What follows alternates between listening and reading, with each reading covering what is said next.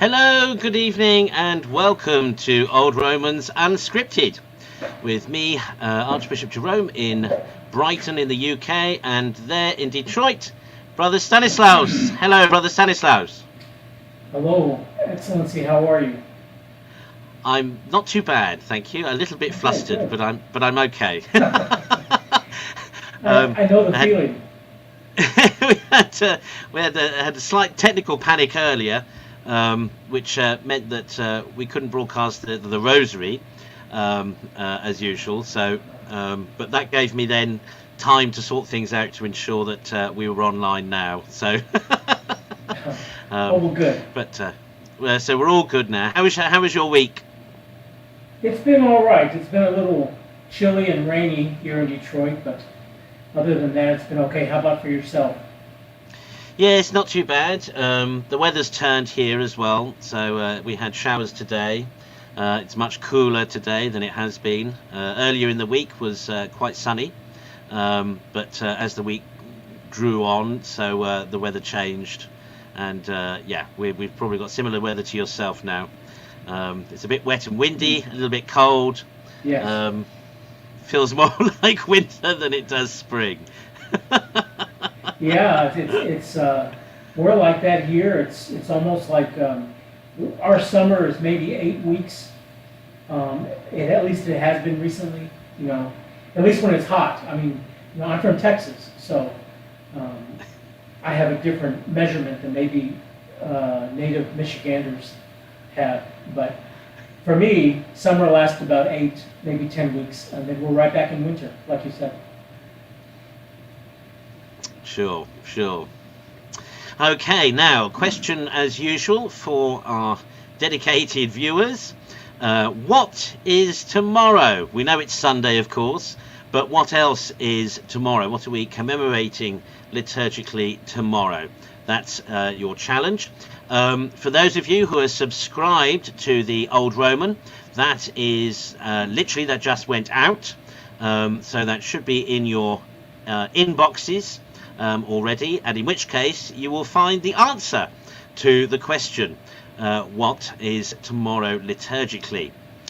Okay, now I'm going to play a clip from a Christian talk in Australia. This chap is called Martin Isles.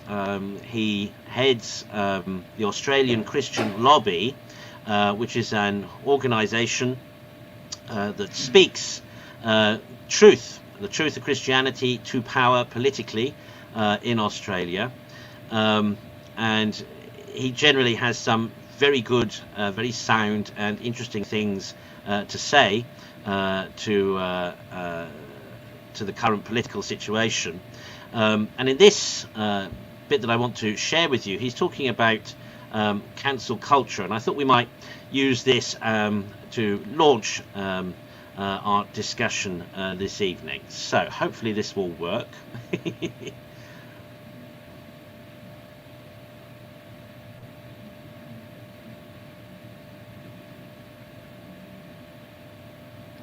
And to that end, I want to point something out. I want to ask a question. What exactly is going on here? Many people are tempted to say, well, freedoms are being eroded. Freedom of speech is being undermined, freedom of religion and so forth. And I want to say, yes, that is true. But I want to contend that that is not the most accurate assessment of what is going on. I want to contend that actually, if we could sit down and compile these cases and we could run through each one, we would quickly find that a common thread exists in nearly all of them. Namely, someone was cancelled, someone lost their freedoms because they told the truth. It's the gender binary. It's the male and female. It's sexuality. It's pro-life. It's God's judgment. In fact, I think that might have been a bigger part of Israel Folau's problem. He spoke of God's judgment. And there were many more conservative commentators that would be pro-free speech that highlighted that as a problem. One of the greatest examples of this was from New South Wales. It was the New South Wales Transport Minister. He banned a billboard that was on the side of New South Wales Transport buses, which were by a pro-life organisation called Emily's Voice. And they simply bore the slogan, this is it, a heart beats at 4 weeks. And they had a woman's hands in the shape of a love heart in front of a pregnant stomach. A heart beats at 4 weeks. And he said that he found those ads reprehensible. And he moved as quickly as possible to get rid of them. And they were banned, and the activist actually said, well, this is going to induce guilt in people, and so it must be stopped. Now, do you think a pro-choice ad is going to be banned? Do you think a person who writes a book about gender fluidity is going to be cancelled? Of course not. That's not the way it works. It's one way, and they are cancelled for telling the truth. Because if I say that harm is hurt feelings, that harm is anything that detracts from my subjective experience of my happiness from day to day, if harm is anything that contradicts my desire to live out my authentic self, if that is what we are saying, then the truth is harmful. Because the truth is not you. That's an astonishing belief of narcissism. And yet, we're almost there. It's my truth. I am good. I am beautiful. I am the one who needs to be protected. I will live out my authentic self. You know, here's the reality. The truth is outside of you. And you're not always consistent with the truth. Sometimes it contradicts you. It challenges you. And yes, shock, horror, it even upsets you. It even offends you from time to time. And here's the reality, and this is something for us all to think. The truth is very often at its most offensive where it is most relevant. This is a really good discipline to learn. If you're in a conversation and someone makes an assertion and you fly off the handle and you get angry and you reject it and you storm out or you walk away, or afterwards you're throwing up your hands and you're calling them all sorts of names, wait until you calm down. And when you've calmed down, ask yourself the question, were they right? Is that why you got angry? Did you get angry because you were insecure about something that they said, which actually might have even had a hint of truth in it? That is the sort of people we need to be. And that is a reality we need to accept because, as I said, and it seems so trite to say, but you are not the truth.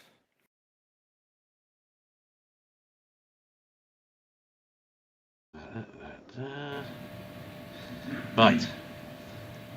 Good evening, Bishop Kelly, or good afternoon, rather. Afternoon. Now, you've just joined us there at the end of that clip. So just to give context again, it's Martin Isles from the Australian Christian Lobby, who are a group that speak to the political situation in Australia, but of course it's wholly relevant to everywhere else in the West. And I thought that was a talk I think he was giving in Brisbane. They're doing a tour of Australia, and they're having to rebook bigger venues because of the level of interest that people want to come and hear the truth spoken to power. But I thought he made a very salient point there about the truth.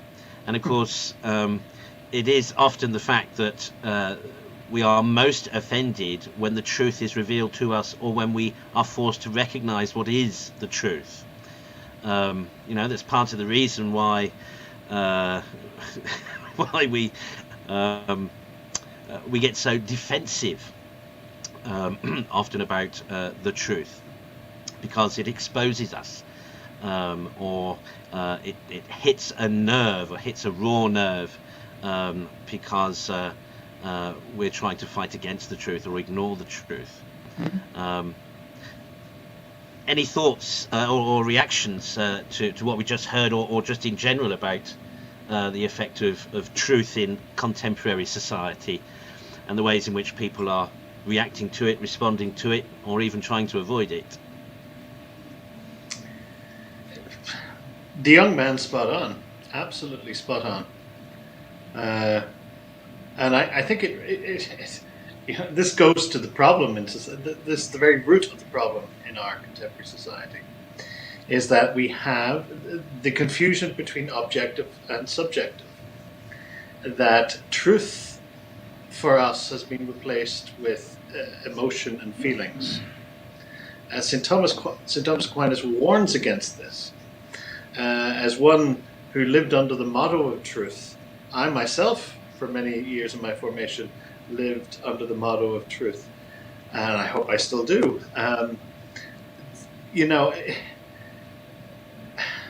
Truth is not what we cannot tame truth. We cannot make it into something that we want it to be, and we do all the time. This is what modern society wants to do. It wants to tell you that male is female and female is male, and if I feel this way one day, it could be this way, and then next week it's fluid, and this is all to be accepted by us. And if you deny it, then you're a bigot. You're a Neanderthal. You're somebody who doesn't recognize the rights of other people. Well, nobody has the right to redefine truth. I'm sorry. And, I will accept somebody the way they are. And, I can't give out to anybody who dresses eccentrically. So, if a young man wants to dress as a woman, but that's not going to offend me. I can walk up and down the street all he wants. But when you ask me to bend my mind to believe that man has become a woman because he feels that way, then I can't do that, because it would be denying truth, and that goes against my rights as a human being to free thinking, right? It's not acceptable to demand that I do that. If that individual wants me to use certain pronouns on an individual level, I have no problem. I call bishops excellencies and priests fathers and laymen brothers and laywomen sisters. I have no problem using titles or things that they think people want to be termed. I will indulge that, but to ask me to believe that, I'm sorry, I can't. And that's just one side. The whole, because it's so in your face now, the whole trans movement thing. But that goes for anything else. If you ask me to believe against what is objectively true and what has been held as objectively true, I'm not going to do it. I can't do it. Then I wouldn't be true. You know, was it Ben Shapiro says you're something about facts and feelings? Your feelings don't contradict my facts, or something like that. But that's where we're headed, though, and it's a modern heresy to say that you don't buy into somebody's emotion or somebody's feeling.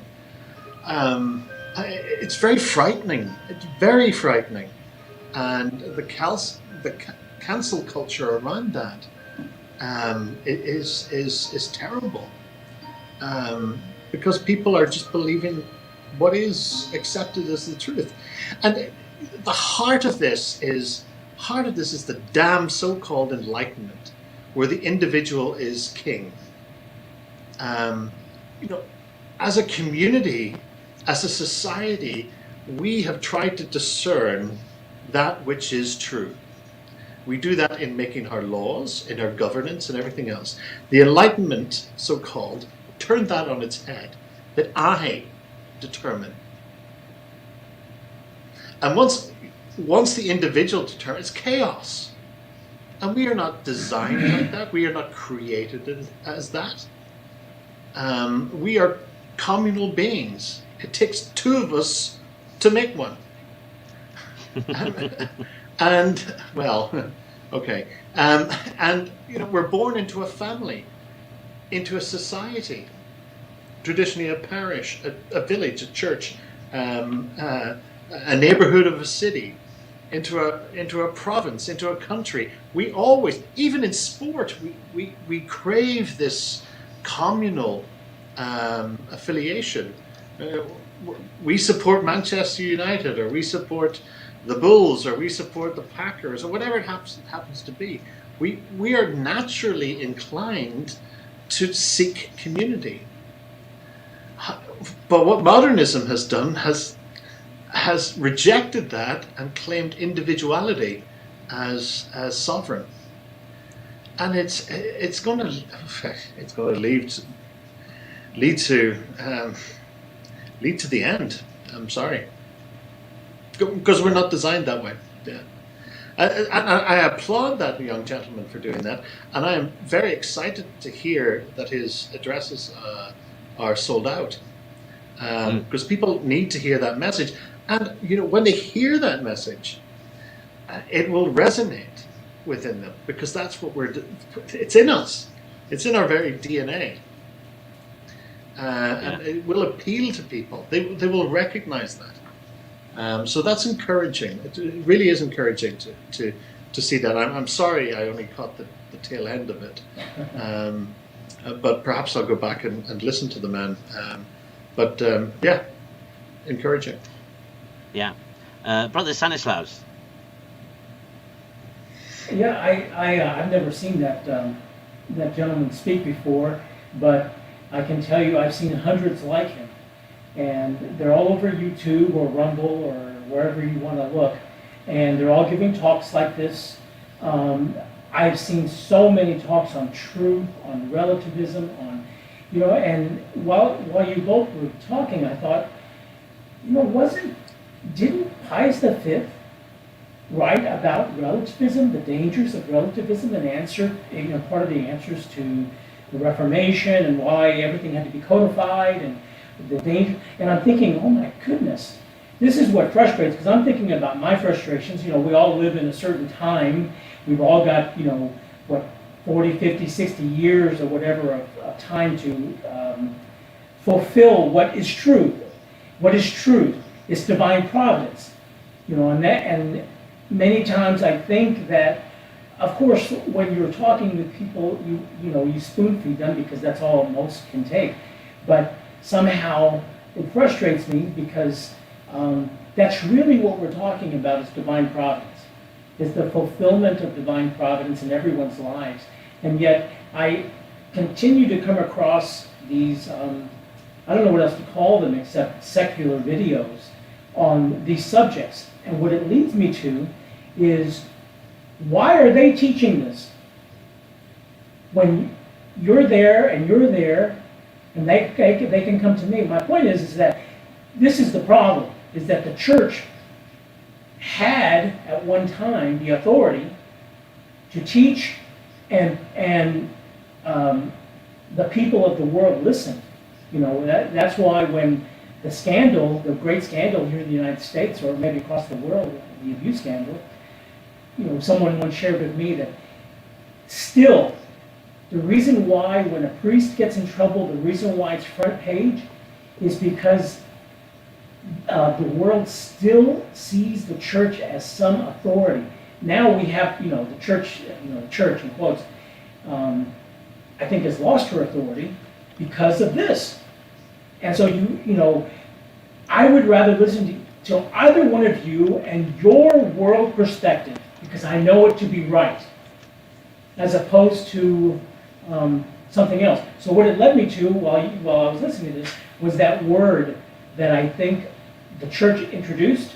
Maybe we can say, in the same time, the late 50s, early 60s, dialogue.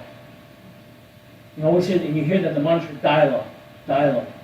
When sometimes, as Bishop Kelly, I think, was asserting, dialogue for what? When you come down, because what's going to happen to all of us, if it isn't already happening, especially if I think someone like Bishop Kelly who works in the public sector, that you're going to be, in the United States, and we're on the cusp, you're going to be asked not just to call them by the pronoun that they desire, but you're going to be asked, do you believe that? Because we don't want you around unless you're telling the truth. I mean, we've seen this in this country, that's the truth is what the news puts out. The truth is what we're telling you, not what, maybe what one of us might have to say. So when we say, wait a minute, that isn't the truth. Here is the truth. You don't have to believe it, but this is the truth. This kind of came up last week with this Ben Shapiro clip that we talked about, in the sense that we have the answer already. And so, in a way, this still very much frustrates me, because I think that we're in a process where we have to think, I try to think of things that we're in a battle. And first and foremost, the battle for our souls. For those of us in ministry, we're given responsibilities of others' souls. And so there's a battle going on. No one just sits there and says, oh yeah, you're all fine. I mean, that's part of our disagreements with the Protestants. So I think that if we're in battle, we have to be thinking of, rather than explanations or dialogue about how we got here, we have to, I think, like Bishop Kelly also said, that where does this lead us? Where does this going to lead us? Because we're talking about what is unnatural, in the strictest theological perspective. All this is unnatural. It's going to lead to death. And we've already seen it, as we talked about. I believe that the rivers of blood are the aborted children in this country. Someone's going to answer for that. We've got to answer for that. We can't just continue to sit back. And of course, many speak up, but still, the millions and millions and millions of babies who have been aborted since it became legal in this country, and of course, the errors that were spread throughout the world. So I think that there is a need to discuss what is truth. What is, like I said, for us, of course, divine providence. But I think that many people, like these people watching these videos, they're ready to hear. That most of them have they can think. And so I think we can maybe start the subject off midstream, rather than continually talking about how we got here, what it means. I think everyone knows. And I think it's time for us to assert ourselves in that battle. How that is for each of us is different, I think, and even people watching. But I think it is that time that, maybe that's what I mean, is that there's a point when you have to leave the table and move and act and get out there. And for most of us, that's going to mean martyrdom, in one word, for sure. and you know, without trying to sound too Star Wars about it, truth is our only hope. I mean, and I've remembered the Shapiro quote: "My facts don't care about your feelings." But my thought process, my feelings are polluted. They're polluted by temptation, by influence, by all sorts of things, by interacting with other people, by just my, if I get up out of the bed the wrong side, all sorts of things pollute my feelings, my thought process for the day. The only hope I have is truth. The only way I can anchor myself is to go back to what is the truth, And I find that in prayer. I find that in Scripture. I thank God as priest. We say the divine office, which is rooted in the prayer book of the Bible, in the Psalter, which is full of all sorts of wisdom and truth, all sorts of human discovery of truth. They talk about others, of slanderers, a tongue as nimble as the pen of the scribe.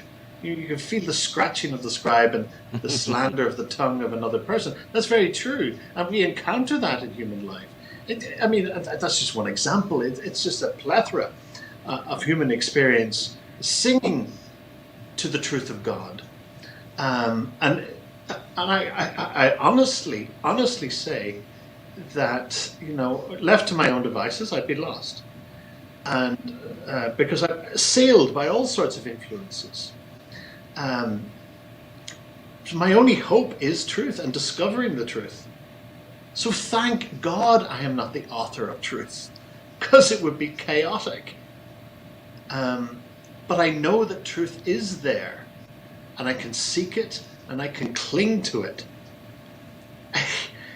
Any other option is doomed.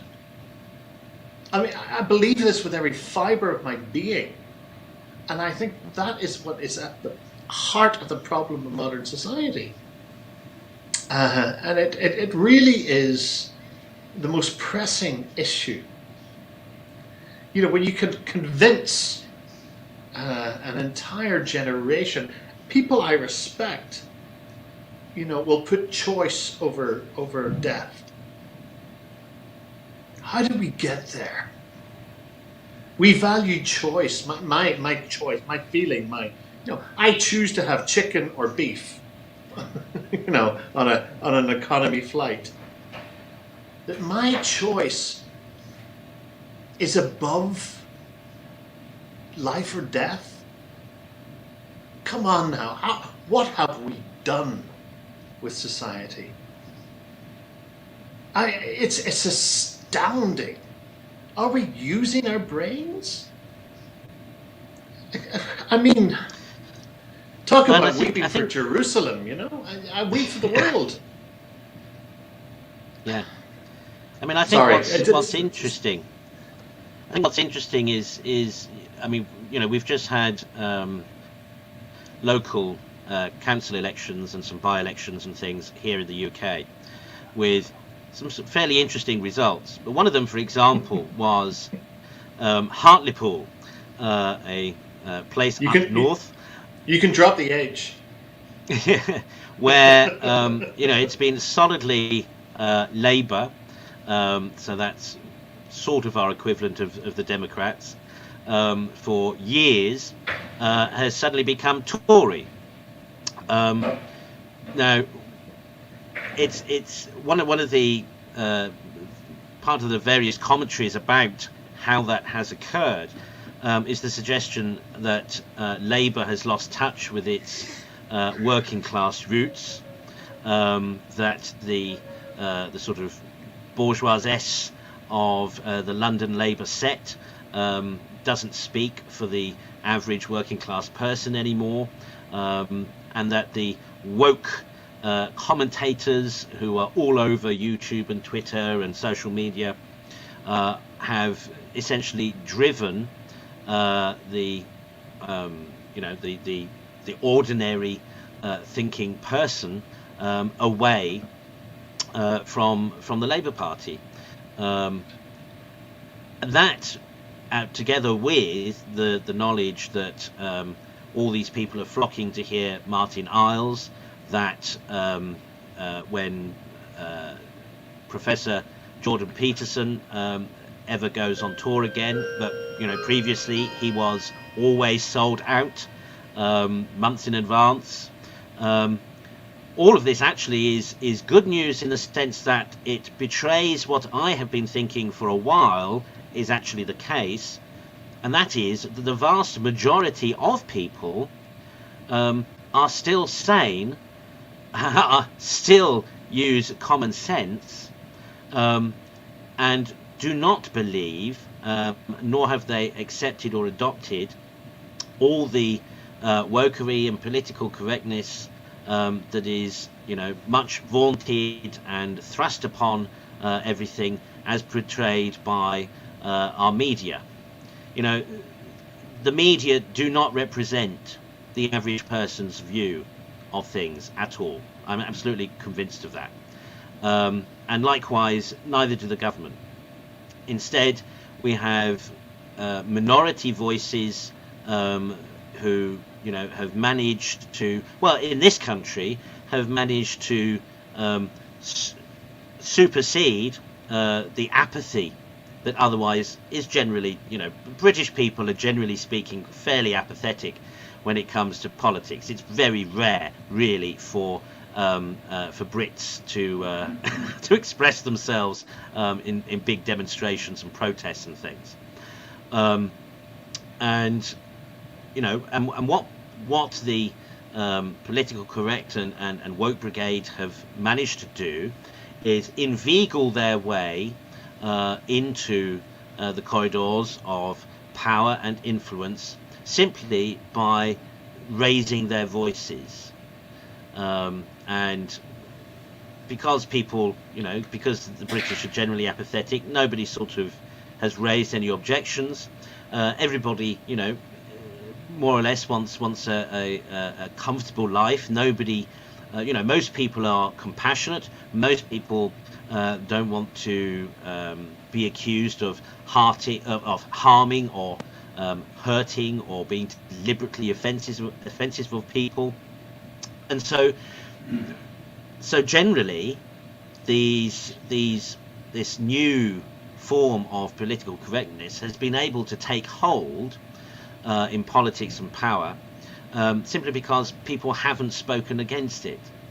But I think that is going to change, because I think the election, the US presidential election last year, the result and the fallout afterwards, that betrayed the fact that, again, a significant number of people in America are not fooled by, and they're not buying the lies that are being advanced for woke agendas. Whether or not, I would say there's arguably probably a hairbreadth, perhaps in the final results between Biden and Trump. The point is that 50% of America didn't vote for Biden. And they didn't vote for Biden because they don't believe in Biden. They seriously don't believe in Biden, which is why you had the fallout afterwards. Because they just do not believe, because what they are being peddled is not truth, and objectively is not truth, and people can see through that. And I think things are going to turn. I think in Europe we're seeing a rise. Now this is not necessarily good, but we're seeing a rise in populism and nationalism. Now that's the other extreme, and I'm certainly not in favour of that, nor supporting that. But it is, I think, the tip of the iceberg of a groundswell of revolt that is going to soon manifest itself. And again, I don't think it's going to manifest itself necessarily, certainly not in Britain, in the way of big protests and demonstrations. That's what vociferous minority people do. That's not what the general populace does. But what they will do is they will gradually let their feelings be known through election results, and gradually through commerce. They'll stop buying. They'll stop buying the wokery papers. They'll stop listening to and subscribing to big tech controlled media channels, etc. And they will gradually, let their voice be heard. So I think at the moment, and because, for example, we're getting now into the world of the ridiculous. So that you had last month, towards the end of last month, in April, you had Richard Dawkins. Now, he's a world famous biologist, scientist. He's no friend of ours. He's an atheist, or at the very least a non-believer.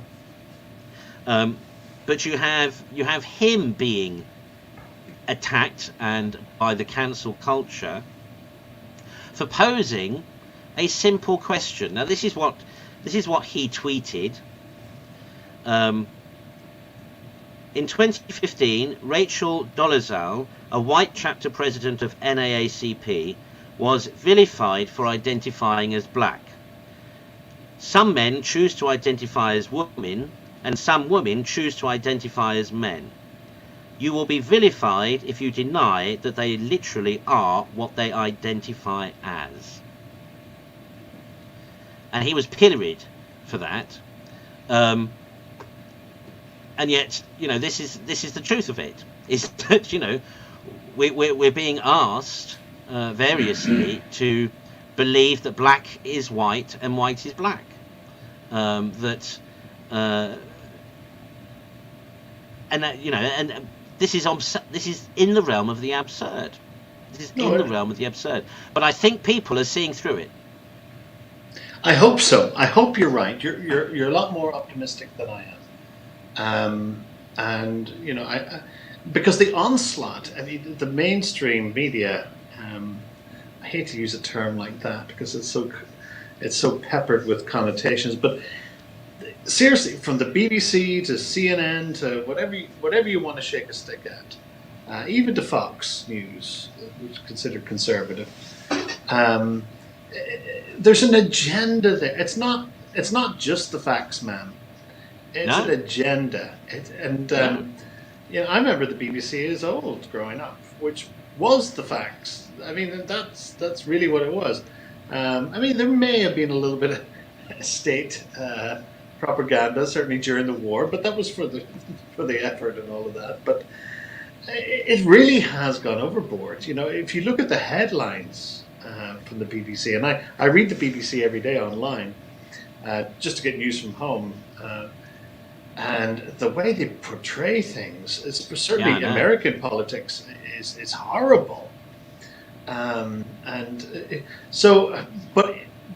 But yes, you're right to have faith in humanity that we can see through these things and see the truth. But boy, it's difficult because of the onslaught of stuff. This so-called wokeness, it's like, am I supposed to get up every morning, come down the stairs and check in with my 2 dogs and my 2 cats and see what their pronouns are for the day? Because that's what I'm, this doesn't happen in the animal kingdom, that's very gendered, the animal reign. What are we talking about? It's nonsense. We've become a laughingstock. It's 2021, and as I said the other week, China has amassed the world's largest navy, larger than the United States or any other or Russia, any other superpower, and we're still wondering and debating what bathroom to use. Well, this is ridiculous. And speaking of China, of course, I mean, speaking of China and speaking of the truth, for example, a couple of years ago, the Chinese Communist government released a new version of St. John's Gospel, and I think later this year or early next year, they intend to release a new version of the Bible, which of course will be reworked to emphasize Communist Party principles and ideologies. What's it called? My Little Red Gospel? Well, yeah. I mean, already. For example, the Catholic Patriotic Association, so the state version Catholic Church that Francis recognizes. They now, in the churches, substitute iconography and depictions of our Lord or Our Lady or the saints with pictures of the communist chairman. And they're required to by the state. The Chinese government has, for the last few years, been demolishing crosses and churches all over the country. It has, seriously, its only contender for being the worst in human rights abuses is, Saudi Arabia. There is clear evidence of effectively a genocide on religious adherents. Particularly of Muslims, but also growing of Christians. The harvesting of people's organs, of imprisonments without trials. It's just incredulous, really. It's unbelievable what's going on in China.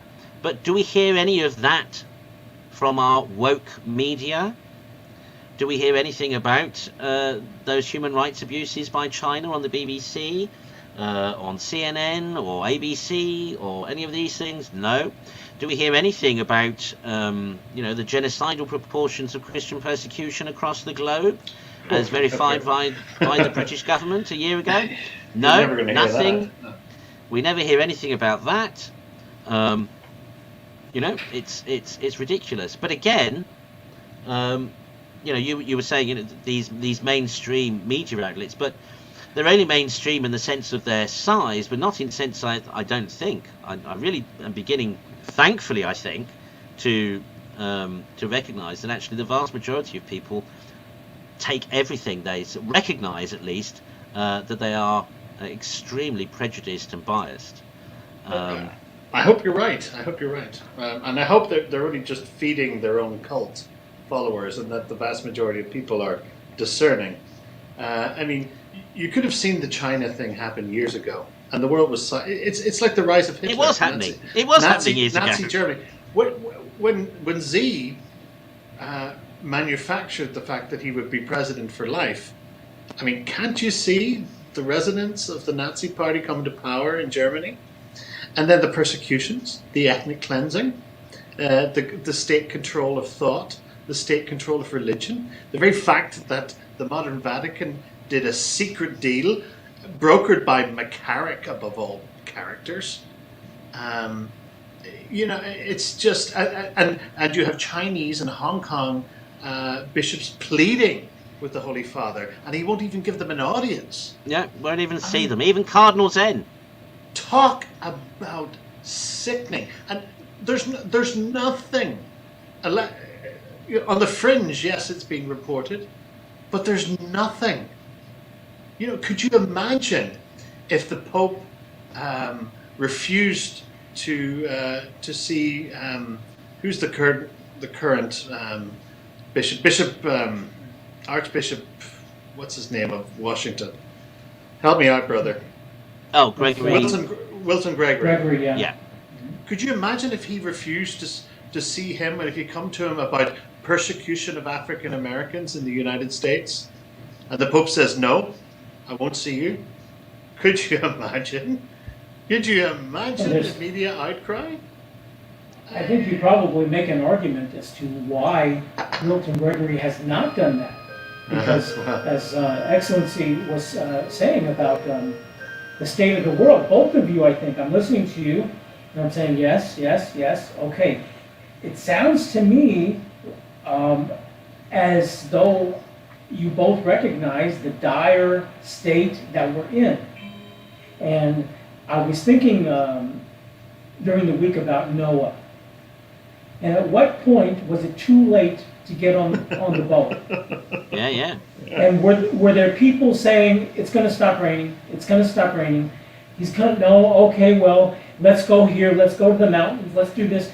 Was there anybody saying, hey, do something, get on, because if you don't get on, that's it, this is it. I mean, I think that, when there's a will, there's a way. I can think of many, even in the 40th day, I can think, well, as long as, you were still alive and you can get somewhere, maybe there was a way to still get on. And I'm sure that everyone who was on the ark, we know there were few, were willing to bring people on, but no one wanted to come. Okay, so I'm sitting here thinking, and I'm listening to both of you, and I'm thinking, okay, so then what's the instruction? Because I look to both of you for instruction. That's what is, that's where I find my freedom, in knowing that my soul is in your hands. That I can say, give me instruction, tell me what to do. And it can't, now this is just my opinion, but it can't just be, we'll go, as I've heard on BBC so many times, go have a good pray, And you hear the secular saying that they're, what came out the past couple of years, we're tired of thoughts and prayers. Do something. And of course, I don't agree with that, but I get the sentiment. I get what they're saying. What are we going to do? And of course, what they don't understand is that while we're experiencing this as, a physical nature, this is a supernatural battle. So we're not going to win here. There's not going to be all of a sudden every network is honest and everybody's got everything they need, and could that happen? I guess, but what I look at, and of course my perspective is from here. It's American perspective, and so I look at our history and what's happened, what I believe it happened. Just yesterday. I read that on November 4th at 3 a.m. here in Detroit, somehow 148,000 votes were found for Joe Biden. And no one said a word. How did that happen? And we can go on and on with what happened. Okay, so I think, and I look now, and of course I think most people know who I support politically, and I look and I'm thinking, okay, is he going to get elected again? Because I don't believe he wasn't elected. I believe he was elected. Okay, but are they ever going to allow him to serve? Because there's probably 70 million people who still vote for him right now. Okay, I don't think so. I don't think that they are going to budge. They cheated on this election. We thought that could never happen in the way that it did. And those of us, patriotic Americans, we thought that could never happen. And it's been done. And who do you have in power? Catholics in power. All three branches. That's right. Fake Catholics. So I look at it, and when I look at it, and in my study, and I get on new, and I've been doing a lot of study, and maybe you've heard all this before, but I realized the change was not in the 60s. There was radical change in the 60s, no doubt. Vatican II, the sexual revolution, all that happened. That to remember that the United States is the birth child of what? The Enlightenment. Everything that we are is because of that. That's now coming around. Because everything it's coming around. We've become a secular nation. And that's happened, in many countries around the world, but especially here. We've become that secular nation. And so what is going to happen? Because I believe that President Trump is, when the time is right, he's going to announce, he's going to run, and there is going to be half this country wanting him to be president. But I think it's only going to happen by revolution. I think that's the only way. Because that is the mentality, that's the American mentality. We have been watching the other side do this. And what I think is unsaid about January 6th, what happened on January 6th, those were patriotic Americans. And they did go in. But if you watch, they were let in. The Capitol Police let them in. They were set up. Okay, but what I think people are not saying out loud, what they're realizing is that the other side can do it too. We've watched the cities burning, the taking over of police precincts, and we sat back and said, okay, that's how Americans are. Okay, let them play, they'll burn it out. And then we'll pick up the pieces later. And that hasn't happened. And so the other side has said, we'll do it too. I just don't think it's going to be a boots and rifles revolution. It's going to be a silent revolution. And what does a silent revolution look like? And as I've been thinking about this, I realize it's already happened.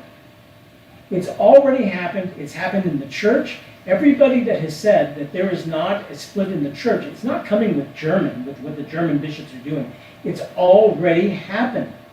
And what I realized was that brick in the pond that we've been saying, or not, I don't speak for we, I mean that in the formation that I received in the Novus Ordo Church, that was the change of Vatican II, that wasn't it.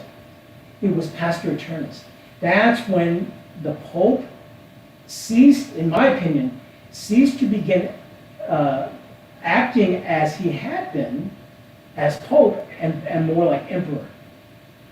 Because now we're told, you believe what I say, or you're not even a part. And Bishop Jerome said in the beginning something about, what is it that we believe, and what is it that is the truth? And we know what the truth is. Now, what's most offensive? This guy said it in his talk. That's typically the real truth offends the people in power the most. And who is it that is not even given any status? We are, who hold on to what we know to be true. Because if we think about, I think we all can agree, we'll all agree, and I think everybody watching and anybody who will watch will agree, that we have been and are in a time of confusion. And so what do? We hold on to what is true, what we've known to be true. And I was talking to someone again this week, and I said, it's the old Romans who have been holding on to that. Not that it's not present in other places, if you want to talk about the SSPX or the PVs or whoever, but that there's legitimacy in who the old Romans are. And that's an important theological term and perspective, because there must be legitimacy. And I think because we have that legitimacy, that's why we'll never be heard. And we have to continue, because I ask, okay, what's the instruction? We have to get out there, and I think, in whatever way that comes, we have to die for the cause. We do. Every man that has ever come to talk to me, I've always said that. I said, are you ready to die? And I've seen people say that before, but I don't necessarily, mean that you go and offer yourself. I really do believe we're very close. I mean, we all walk around in habits, and I know that here, we're very close to not being allowed certain places if we're going to insist on dressing this way. Because why? it triggers somebody. And that's where we are. And I just think it's that, are we ready to die for the truth, but for the souls that we are responsible for? That's what I mean. Is are you? Am I? And that's what I ask myself. I think you answered your own question at the beginning, where you said, then what can we do? Often in this show, and we highlight things that are happening at the upper level, be it either politics, secular politics, or from the Vatican. We highlight that and we discuss it because that's what hits the media. That's what the vast majority of people read or are aware about, and we critique it, and rightly so. However, we, as Old Romans, operate at the bottom. It's not trickle down for us, it's trickle up. And what we do, as you rightly said, we have maintained the truth. And we share that with those souls, and I'm encouraged with Archbishop Jerome, who says he believes that people are receptive to this, and I hope it's true, because they listen to what we have to say, and they listen to the truth. It's not mine. I'm passing on what is the truth, and hopefully it'll be trickle up eventually, because just like the early church, that's the way it was modeled. It started at the base level, and it did move up, and with power comes corruption and all of that. But I mean, and I think Brother answered his own question at the end, saying that this is what we do, that we are authentic, and we pass that along, and we have a message of hope, we have a message of salvation, a message of love, and a message of mercy, and a message of toughness. Too, that you need to amend your life in order to receive this, which I honestly think people crave. And they may think they want to be pandered to, and you'll get that through pop music, boxes of chocolates, and whatever else it has to be. But there's an element within each and every one of us that wants to be challenged, and I think the truth challenges us. And if we meet people individually, there is a response. There not will be a response. There is a response. But I think that's key. I mean, as I've been saying in my homilies, particularly the last couple of weeks, but one of the things we often fail to do is to realize the influence we have within our own sphere. So amongst our family, amongst our friends, amongst our colleagues, amongst people we regularly interact with, we have a terrible tendency to underestimate the impact and the influence that we have around us. Which is why it's so incredibly important for each and every one of us to realize seriously what the Apostle Paul says about us being ambassadors of Christ, and what St. Peter says about us being the living stones who are the church. And one of the things I've been emphasizing with this series, Domestic Church, and in my homilies recently, is to assert that every single baptized person is the church wherever they are. They are representative of the church. Every baptized person, because they have been made a temple, their bodies have been made temples of the Spirit. They therefore have been made, deliberately consecrated, blessed, set apart by God as his children, to be meeting places of the divine with humanity. That's what a temple does. When you go to a temple, when you went to a temple in the ancient times, that's what you did. There was an image of the deity in the temple, and you interacted in the temple with the divine. We have the image of God in us. We were crafted, made deliberately to be temples. And yes, the Christian life, the purpose of the Christian life is to develop and grow into the likeness of God, to do honor and worship and glorify that image that is within us. But the point is that wherever we are, whoever we are, whether ordained or not, we are the church. And the time now is for each representative of the church to take responsibility again, seriously, their obligation to be the church at all times and in all places, wherever they are, wherever they happen to find themselves, whether that's at home, whether that's in the street, whether that's in the office, whether that's in the cafe, wherever they are, you are the church, and you have a responsibility to be the church, to represent the church. And what does that mean, to represent the church and to be the church? It means to strive with all your might to manifest and make known God's love, which means to proclaim the truth, which is, of course, the gospel. For it is via the gospel that the truth will set us free.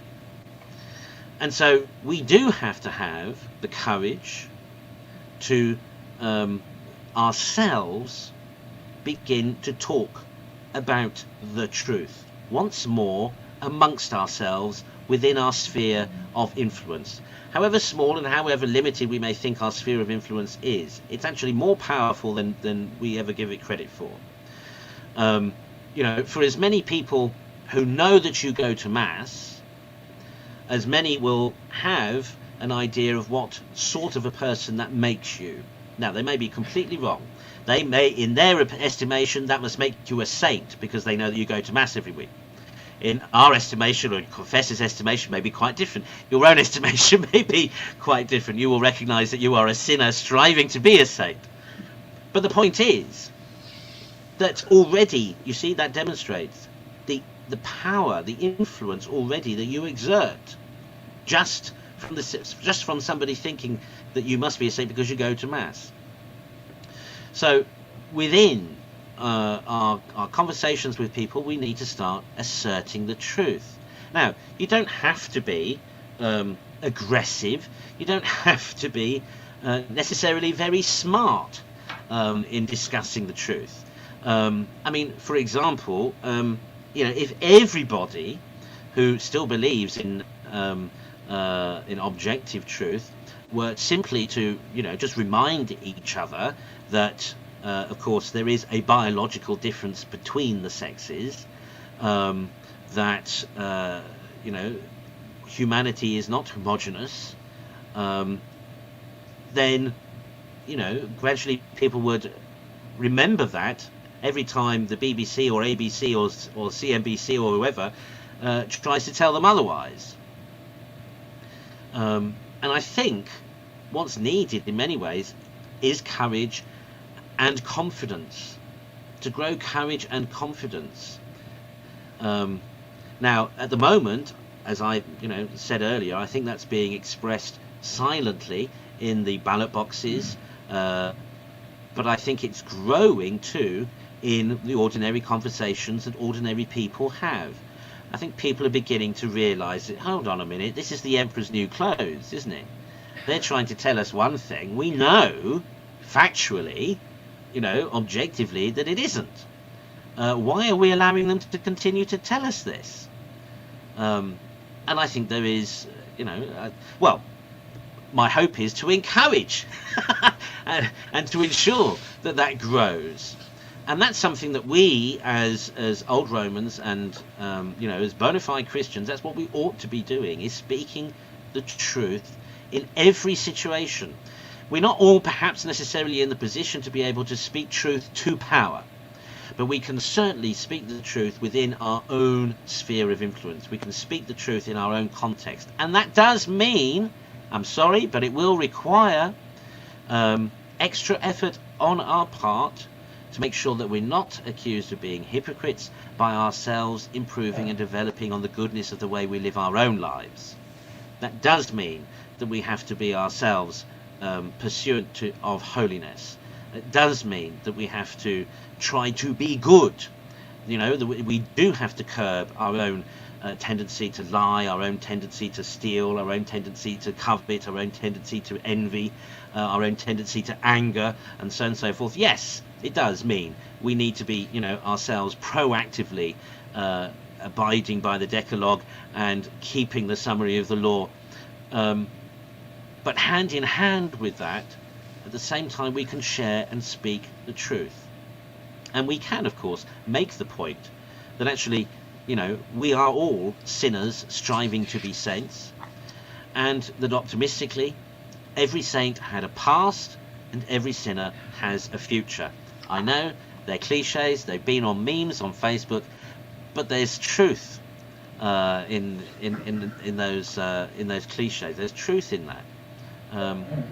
But as I keep saying every day at Mass, we each and every one of us just has to be the best and better Christian that we can be, and that God wants us so desperately to be. Now, there are 2.5 billion baptized Christians across the world. 2.5 billion baptized Christians across the world. If all of them, if every single one of them strove to be the best Christian they could be, that would have a huge impact. And, and I know, we're all inclined, we've all been, browbeaten into submission, into thinking that, we're too small, we're too irrelevant, so on and so forth. Let's just remind ourselves, how did we begin? With an itinerant preacher who claimed to be God from the north of the country that nobody listened to, and they eventually killed, and 11, and then again 12 men who had the courage and the confidence to speak what they knew to be the truth about Jesus Christ around the then known world. And here we are 2,000 years later. If they could do it, we can do it. Absolutely. We've received the same spirit that they did. We have all the same gifts they were given. Yeah. We do. If I could just add something. I just, something that, because I see, as you, I'm sure you both see a lot of people who, especially in our audiences, who do understand this, who do want to do this, who do know that, or maybe feel like they're doing it. However, I just want to add another C, if I could, which is competence. Because I have found that many want to speak and maybe will try to speak, but because they are speaking in an area that they are not competent in, they can do more harm than the help they want to do.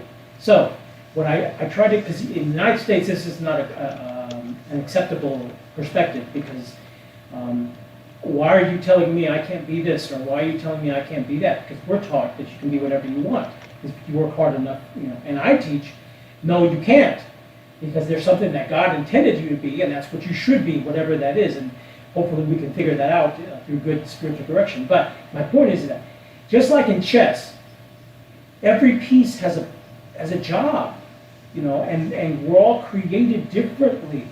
If I go out, I don't have the authority of a priest or a bishop. While then the opposite is true. A priest has certain authority and a bishop has even greater authority. So there's competence there. And so I wouldn't want someone speaking in a way that is not within their competence.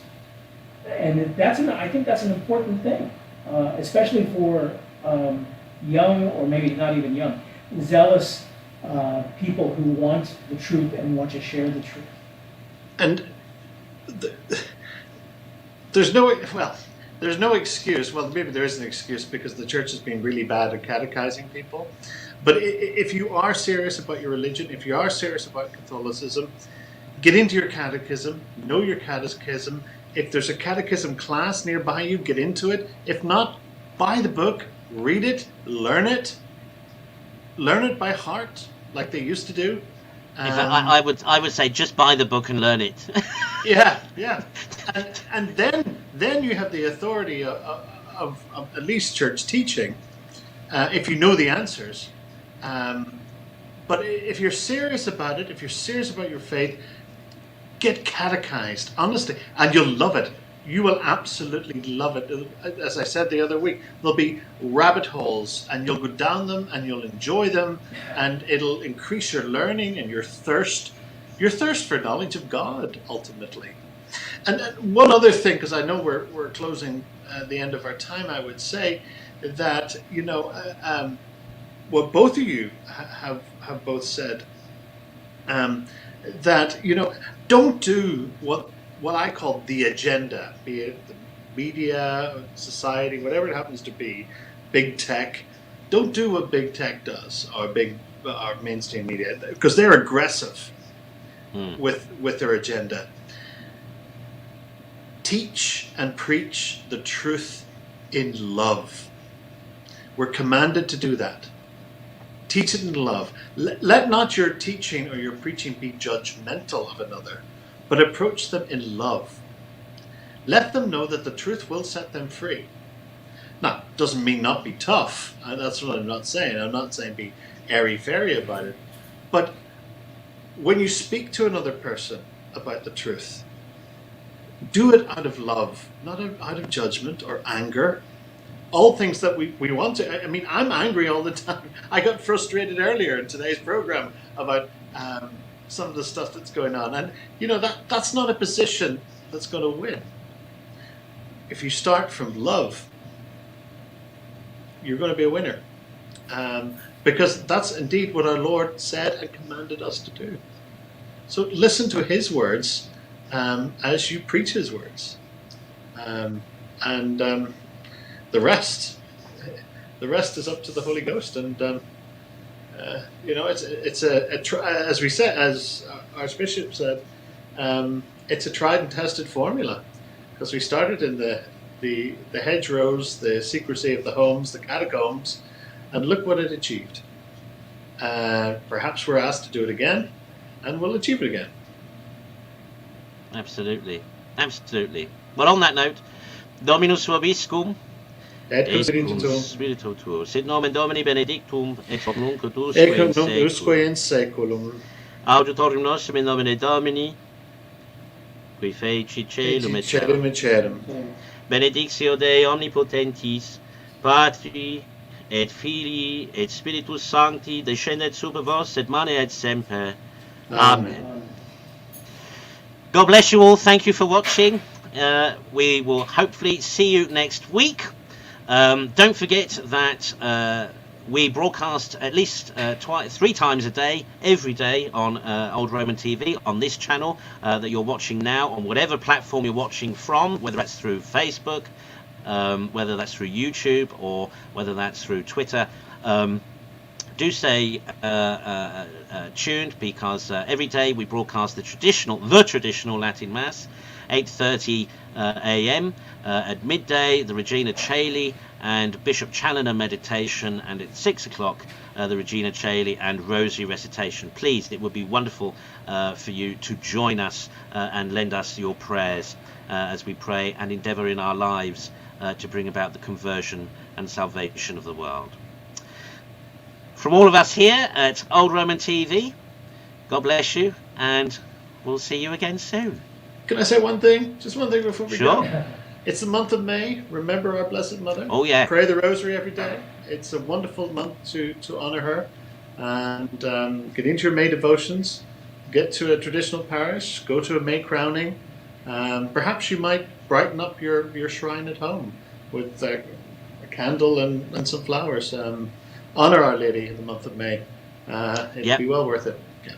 And right. you've reminded me. You've reminded me just Anne,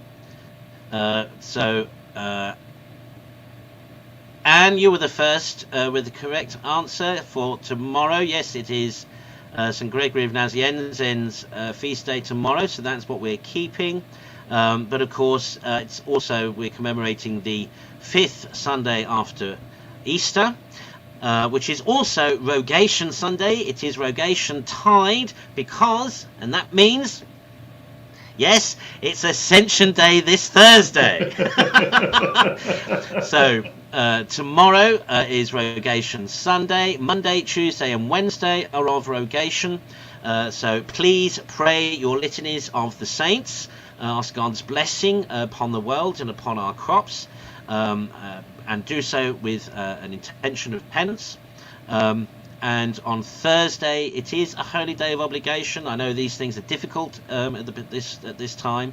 If you are able to go to Mass and make your Holy Communion, then please do.